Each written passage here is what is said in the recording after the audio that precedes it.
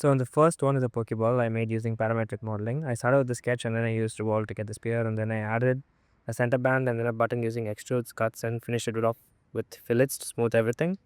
It was pretty easy. I didn't have any difficulties doing this. And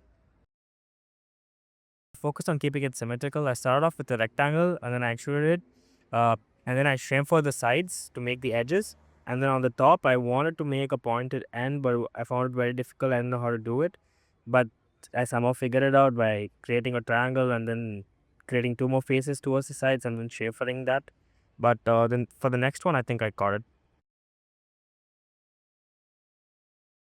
Third one is a kunai. This one was like a better version of the sword that I found.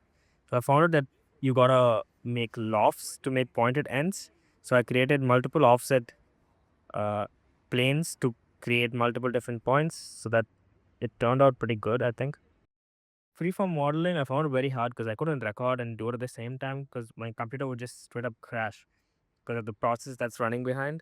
So it was pretty. The first one I did was pretty easy. It was just a spoon. Didn't take a long time, but it looks good and I'm happy with it. The second one is an ergonomic mouse that I found off Pinterest. I wanted to copy.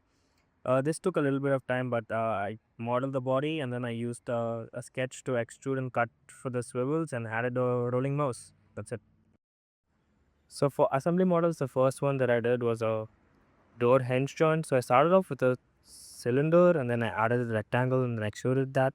And then I cut holes and to make it attachable, and then I mirrored it and made another one and then cut holes in the opposite sides so that they would match. And then I made a pin about the same size, about the same diameter as the hole in both the joints, and then I added it, and then I added three slider joints and one simple joint to the two on the pins and two on the two surfaces. Second one in the assembly joints that I did was a knuckle joint off of an anime figurine that I had. I just wanted to replicate that, so I started off by sketching a fork and then cutting out the unnecessary parts, and then I made a hole in the center, and then the opposite side I made a normal rectangle with a circle in the end and a hole so that the pin would correctly fit.